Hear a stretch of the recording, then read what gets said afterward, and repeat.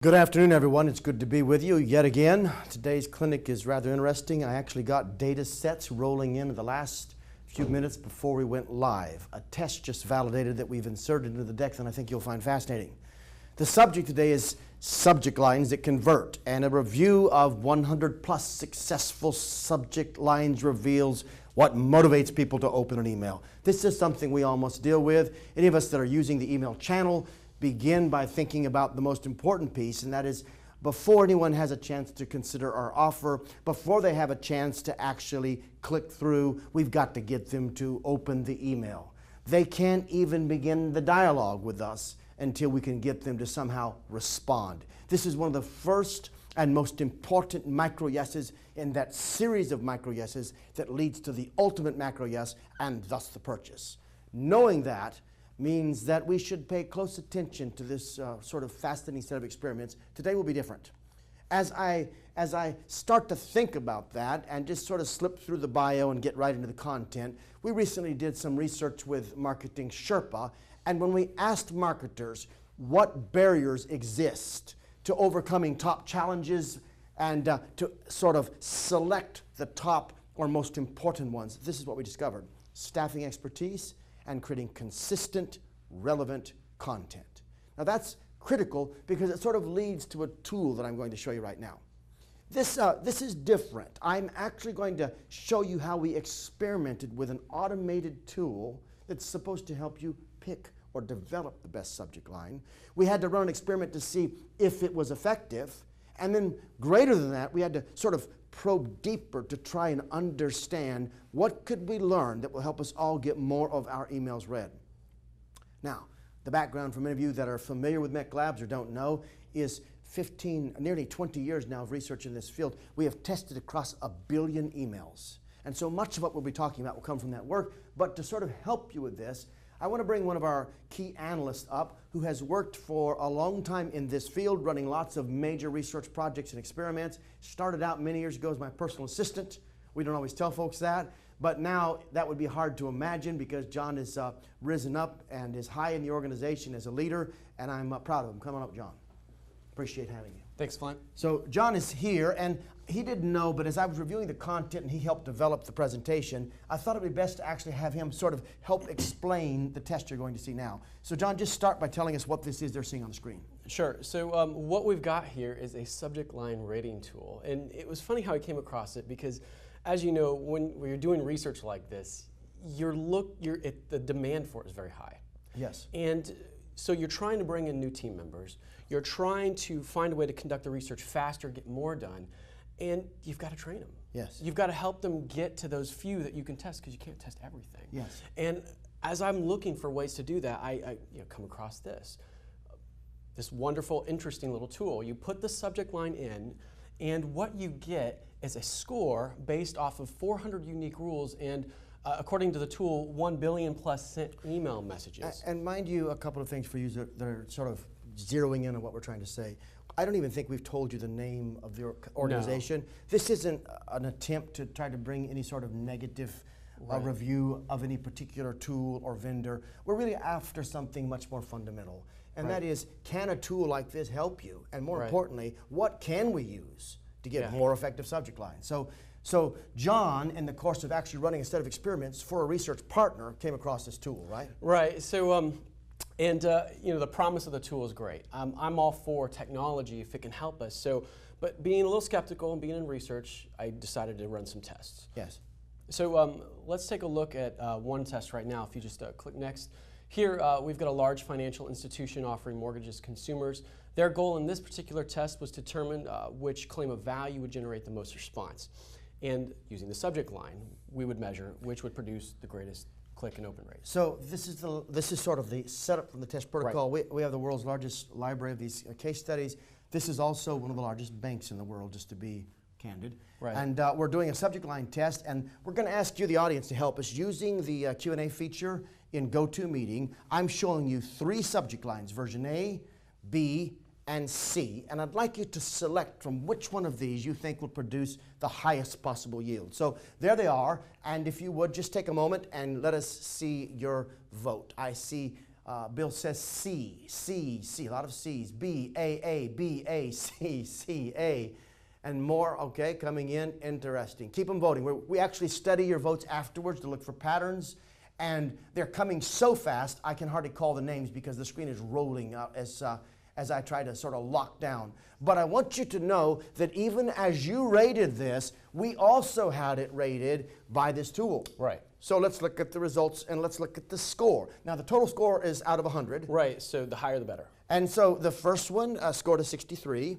the second scored a 78, and the third scored a 81. So 63, 78, and 81. This would indicate that the best subject line is 81. Right, version C. So let's see what happens in the data set. And John, you just sort of explained it. I'll pull up the data. Sure. You ran the test. Here's what we discovered. So the results showed, it looked what appeared to be an accurate prediction. As the score was lowering, so the results, so 78 beat 63, 9.5%, and Yes. then 81 beat 78 at 16%. So it really appeared like the tool, and this is for open rate. So we're looking at this for open rate, but we want to know more than open rate because eventually we're after that macro yes, and that macro yes requires them to go do and go beyond that and into the sort of click-through into the offer page. And so bearing on all of that, here's sort of what we did, all right? John, let's look at it from an open rate standpoint. You might explain what we discovered. So taking a look at the click rate, as you could see in yellow, clearly it looks like there's a discrepancy because the tool said that version B should beat version A. But as you could see, we actually see a different result. Interesting. All right, now, so all this did was create a question mark. And remember, Mech Labs is a science research institution. We're not, we shouldn't approach this with a bias. The goal here is to discover if it works. And by the way, if this tool works, it's fantastic. We should utilize it. We should be recommending it. We should look for ways to improve it. And I'm not saying it couldn't work. But at this point, we have a question. What does this mean? And so we have to go back, study the situation, and build a hypothesis and test again. Right. So I'll take you to another experiment. John, tell us what happened. So here we got a different one. I got a well-known news publication, you're familiar, to increase subscriptions. And what's important is they're former subscribers. They haven't been subscribers for at least a year, between a year and 2 years, and they're trying to win them back. Trying to win them back. All right. So that's the sort of context for what you're going to see. Audience, I need you to vote again. Version A, version B, and version C. Version A is choose from 2 ways to save big on the new, and that's the name of the publication. Version B is save 50% on your choice of 2 new subscription options. And version C is home delivery comes with free access. One of the largest newspapers in the world. This is a test. John, we're going to look at what the tool showed us now. So you've made your vote. I'm watching them come in from all over the world. Michael showed version C. Michael, I can see that because you put version C instead of just the letter C, so it slowed me down. Version B, I can read that one too as it rolls up from Anna. And many of you are voting, and it's sort of looks to me from just the pattern that I'm seeing that the vote is pretty split. Let's see what the tool tells us. The tool rates version A at 56. Right. All right. It rates version B at 59. Right. And it rates version C at 50. So what this is telling me is that version B should win all around. It should beat A and it should beat C. Okay, so with that in mind, let's take a look at what happened. Well, looks like version B didn't win. In fact, version A at a 56 significantly beat version B, and but it, at least it did beat C, and this was for open rate. All right, so just to be clear, version A had an open rate of 9.43 against version C, which was 6.28. Yes. And version B, which was 7.01. So the big differential is a 50.2% increase. Yes, yes. Okay. And when you take a look at click rate, what's interesting is if you click there, you see the same kind of pattern. So version B should have won, but in fact, compared to the other two, it lost. All right, so now we're looking at click-through. We saw sort of open rate, and now we're looking at click rate, and you can see now the difference is even wider with an 86% relative difference. So we know right now the tool is not predicting accurately, but we still have questions. Right, right. So what did you do, John? So, I got a little obsessive. Let's show another test. So here we've got another partner. They're running a list and trying to get more people to open and click. Version A, version B. And the tool, when we go and rate it, version A got a 94, and version B got a 76. And the results showed me that on open rate, it lost again. And when you take a look at click rate, what you see is the same thing, but just larger. Interesting. So the gap gets even wider as you look through on the click rate. Now, mind you, this is what's important. Not that a particular tool doesn't work or does work. And if you're just sort of logging in trying to understand where this is going, we want to give you a set of principles that will help guide how you develop your subject lines. And in fact, we use those principles in a test that just validated today about 40 minutes before this lecture, and so we've included them in the results. And I'm going to teach you in just a few minutes, but we're wanting to sort of set up the problem. And you should start to be seeing that problem as you think about what's unfolding here. And John, you just sort of explained to us what you did after this. Yeah, I got really obsessive for hours and hours. I just started plugging stuff in. And I lost count literally. It was hundreds of subject lines, but I kept it all into this Excel sheet, calculated everything, had it, kind of verified in what was the result. So this went through scientists and was certified. Right. So what you've got is 31%. So the tool predicted a winner 31.57% of the time. And put that into some sort of context for us, John. So for 25 cents more, you could double your accuracy.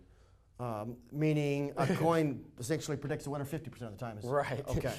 So the bottom line is, and I think the coin is helpful from this standpoint, it just helps you realize that you can't rely on a tool like this right now. Right. But it begs a bigger question is what happened with the tool? Why did it go wrong? Yes. And John, what are your thoughts?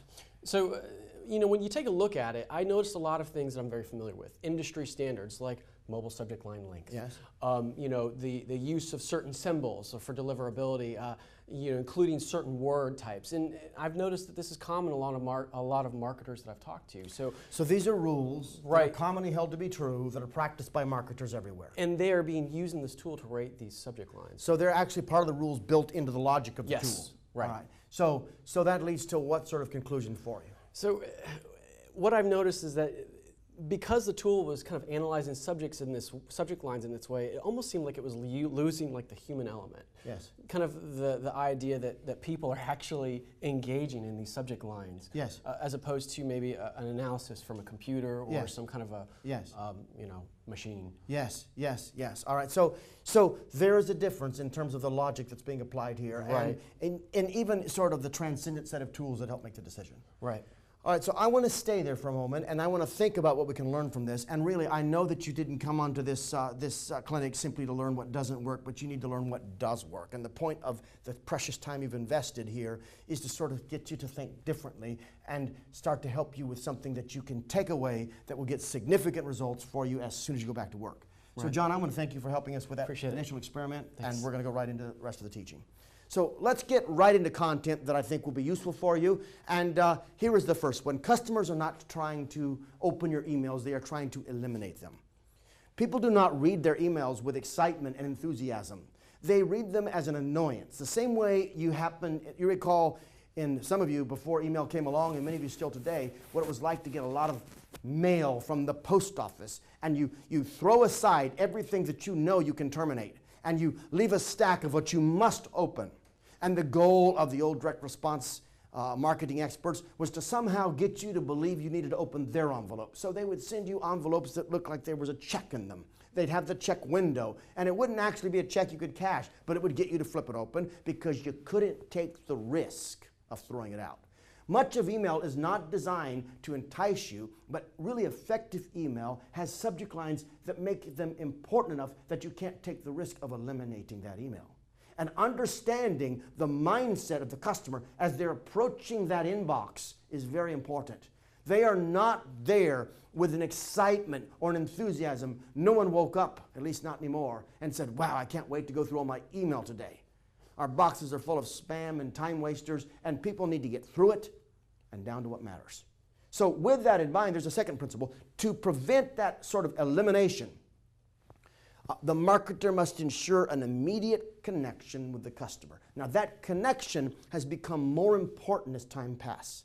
In the beginning, we were more open to what that email message might be. But as time has passed, I don't even use the first line of the typical email to drive or implement or push the problem. I use to remind them or suggest to them why they're getting this email from me. the personal connection in many ways outweighs the core reason. If I realize it's someone with customer service or something I ordered in the past or something I asked for, that I might give it just a few more seconds. Then comes interest. So keeping all of that in mind, we sort of come to a capital question here, and that is this. How can we actually get more people to open our emails? And to that end, we're going to look at sort of two key principles. And in this precious remaining time that we have, and it's only about 14 minutes, we're going to pack it with about 60 minutes of content and try to get you something you can use now when you get back to get a result. So let's begin with the first thing. Connect to an internal issue. The word here is internal. And if this point doesn't make sense to you just a moment, it shall as this unfolds. So here's the first point. An interruption is not enough. We must transfer customer attention into customer interest. So interruptions get our attention. But you know what? Someone's attention is sustained only for a split second. Until the attention is converted into interest, it isn't focused long enough to get a message through. One of the problems that I find in the approach that many agencies take, and I know that many of you that are students and many of you that are online now are with agencies, so my message is an anti-agency, but be careful. Clever jingles and cool lines and bouncing penguins may get someone to look, but do they convert attention into interest? Interest is the key, and this transfer occurs when we create space in the customer's mind. You say, what do you mean space? It's the space that can only be filled with something that's coming next. You're looking for a void. Anybody that's ever studied Aikido knows something called the 8 points of balance. And when you're trying to cause someone to, say, fall, or you're throwing them to the mats, you're creating a void or a space where and against one of those points of balance. As soon as there isn't some pedestal in place to stabilize the body goes into the void. The same thing occurs in this sort of mental situation. You've created a space in the mind for what you want to say next. Many of us try to cram in what we want to say before we've created the space, and this is dangerous. So, in most cases, we create this space by connecting to an internal issue common to our customers and intensifying the offer's connection to that issue to attract them towards a potential resolution. So, thinking about it in that way sort of enables us to look at some examples. So, what you don't want is this. And John, I'm going to move you to the right, okay? You don't want this, you want this. Now look at the difference. Let's go back. The first one hints at a potential issue in their ordering process, a new way to order. But it doesn't make the clear enough connection. There's too much meaning left for me to make myself. It hasn't done a good enough job of converting attention into interest. The next one, however, clearly connects the offer to an internal issue experienced by the customer. And again, because this isn't some sort of class taught by consultants or teachers per se, but out of a research lab trying to understand what works through a myriad of experimental methodologies, here's what we discover from a test. That this new version drives open rates up 25.3% and click-throughs up by 196%. So you can see that this isn't just a theory, it's a hypothesis that begins to bear out. Really, this doesn't prove the hypothesis, but it starts to indicate it's probably correct. And of course, we do this and pattern this across hundreds of experiments in order to validate our initial hypothesis. So let's keep going. Here's some examples of internal issues that you can connect to. Limited resources, unmet expectations, deficient skill sets, operational difficulties, fragmented perspectives. In each of those cases, you're connecting to an issue. And we could sort of see that with some examples. So, get unlimited access to the name of the newspaper with home delivery. Now, while customers want access, this doesn't directly address the trouble they're having with it. So, look at this version. Free unlimited access.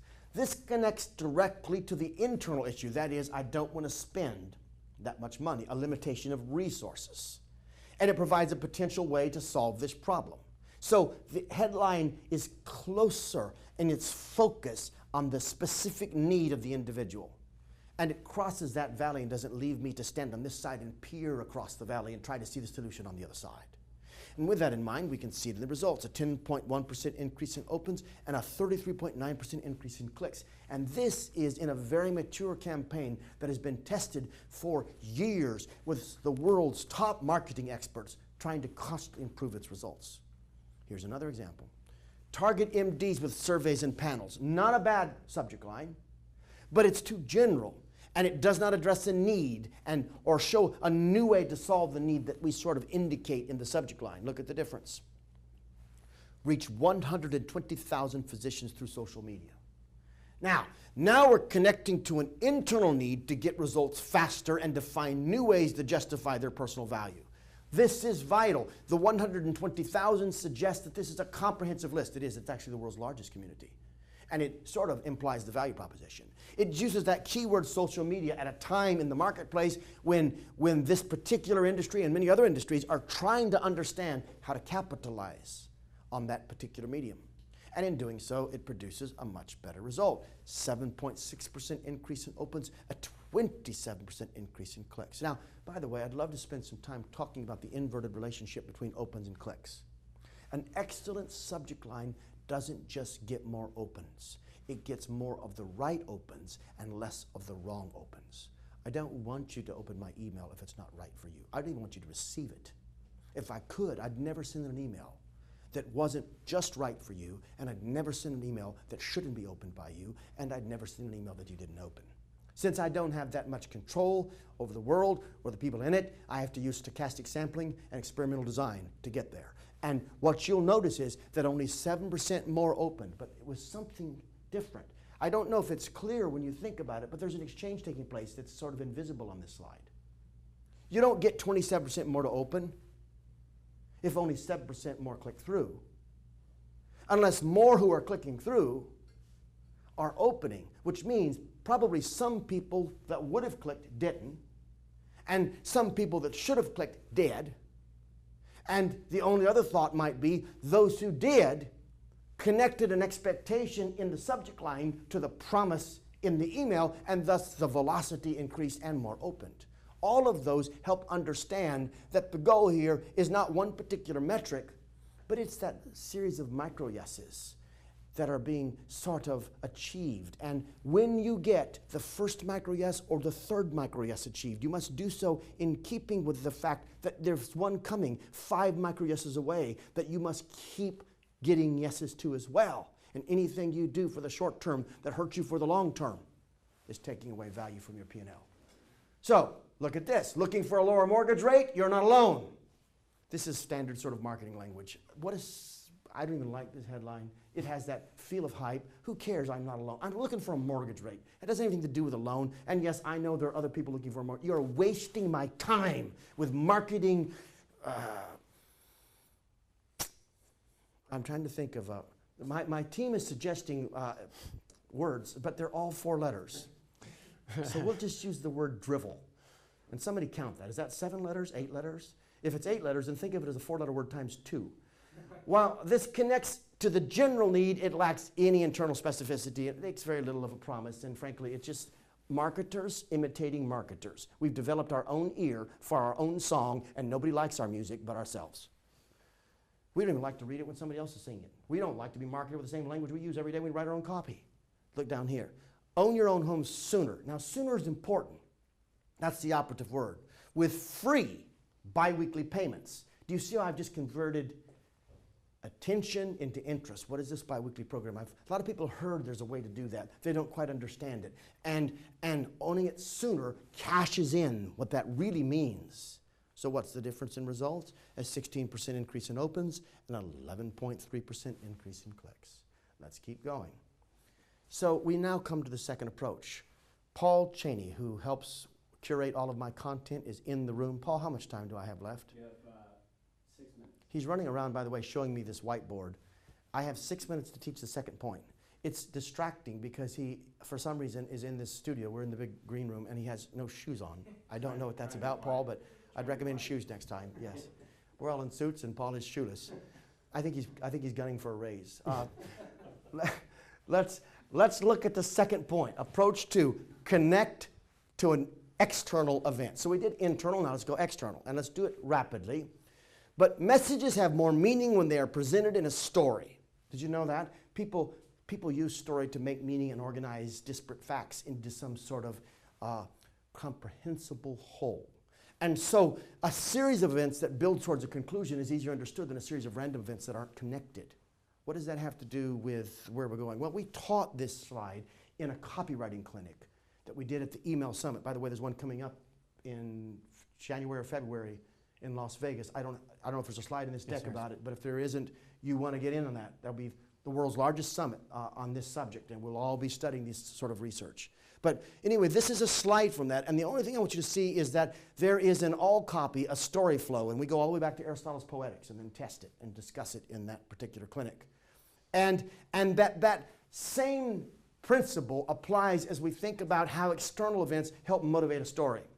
There's an action or a behavior, there's a conversation, there's a single exchange, there's a cancellation, there's a service interaction.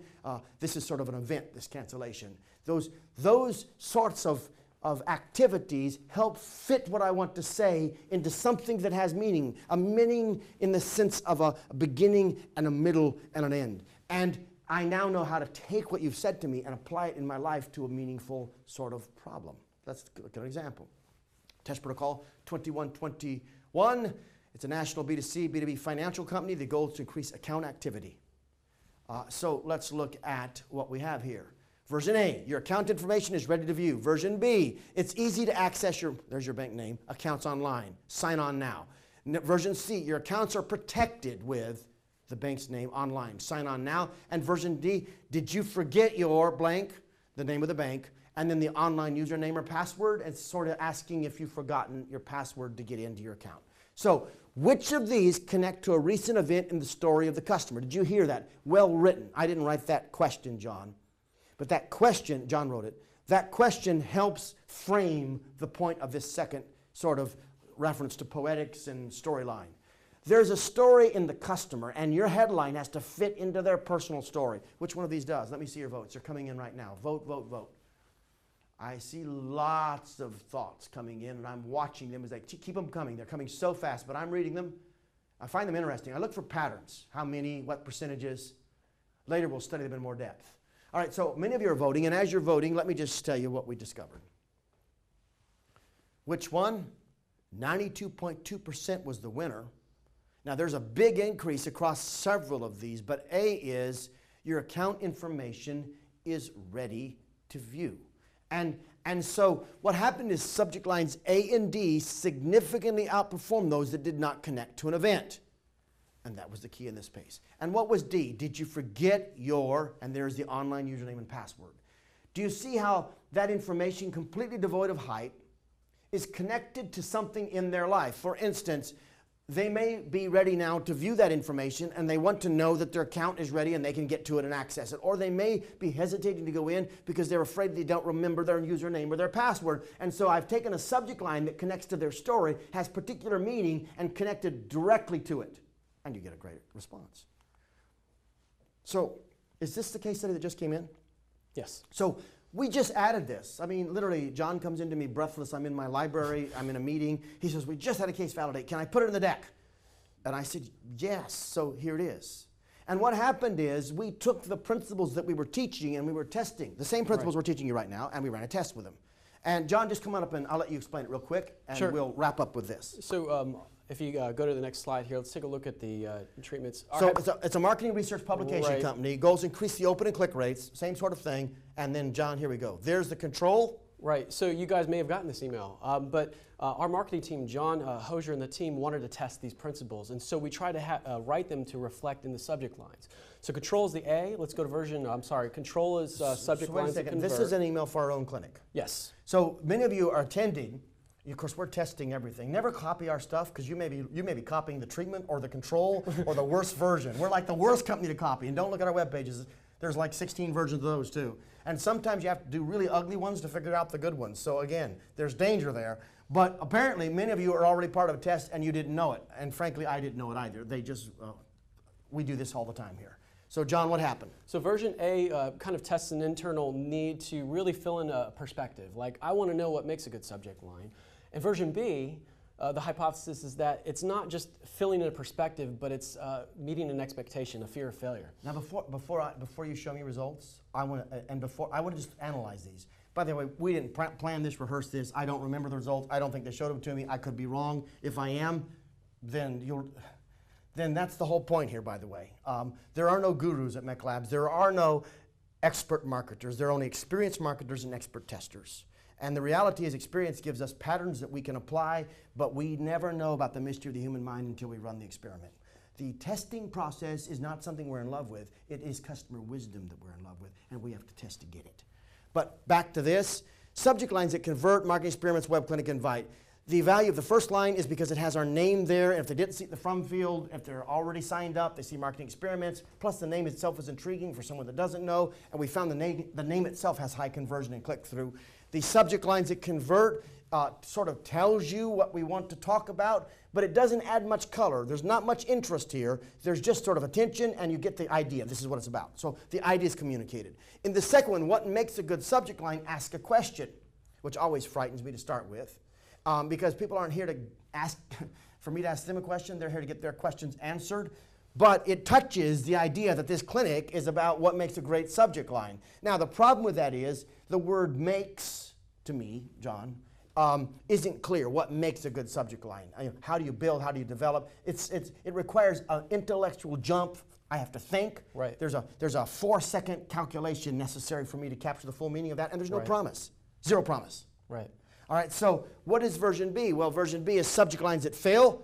Recent research reveals. Now, subject lines that fail is something that touches a problem, an acute problem every one of us have had before. Right. Recent research reveals, recent research tells me there's an authority here. This isn't just a thought or a dialogue or a vendor, but you're coming to marketing experiments because you want discoveries and you want research, and we're telling you we've got research, and recent even tells you this is new. So I want the latest and I want what's new. Why your emails don't get opened. Very clean, clear problem that I can identify with. In my estimation, 3 is the strongest. Doesn't mean the customers think that. We've learned that before, by the way. But in my estimation, that's what's going on. Now, Right. keep going. So let's look at the results. Okay. I know that you didn't Well, plan Flint for me to analyze your subject is correct. And if you voted for C, for some reason that really resonated with a large portion of our audience to the point where we saw some results. Now, the funny thing about A is that you're right, it did have some issues. It wasn't as clear, but it at least touched on it enough to see Yeah. some difference. Yeah. And there's some debate on the validity, but there's definitely a clear difference with B and the control. Yeah, now, people in the audience, please, I did not know, and it doesn't really matter that I did, but we didn't set this up. None of this is canned. John didn't even know he was going to be up, standing here to help me until I just called him up now. I was going to do it myself. I figured he knew it, and I'd have to do it for the slides without his help because he came into the deck so late. But, point is this. If you take these core principles that we've been discussing, there's a way for you to go back and get real results with your own work. This is something you can duplicate. And in fact, you can see this whole clinic replayed on our site and get the content and the information and the actual examples of what not to do so you can use these to help create your own subject lines. So we're out of time. Right. And I don't know what else, if there's anything. There's just the summary and... All right, so here's a summary of the key content. John, thank you you. very much. For those of you that are still with us, take a moment to use Q&A right now and talk to me and tell me if you found this useful. I'm very interested in your thoughts. And because we did some things different here, the way we talked about the tool at the beginning, the way we dropped the research in at the last second, I see a slide there's no doubt I'm supposed to talk about, right? Regarding Yeah. I don't want to pretend that or be afraid to invite you to the summit. We're doing the email summit in Las Vegas. It's grown to be the world's largest. It's the only summit like this where there's all either people like you who are actual marketing practitioners presenting their own losses and their own wins and their own case studies that have all been studied and vetted by our scientists, or our own team members, experts, scientists, and analysts teaching you. It is not a vendor summit. There's no sales there. It is all about learning how to get real results when you go back. And it's in Vegas at the best new place in Vegas. What is the name of that? The Aria? Yeah. Aria? Yeah. So that is in, what does it February. say? It's in February. It's 17. February 17th. So we invite you to come to that. If you enjoyed today, tell somebody about it. We do not charge for these, but we spend millions of dollars doing the research, and we hope that it's helping you. And we value building a community of people who are evidence-based marketers who are interested in discovering what really works. Thank you.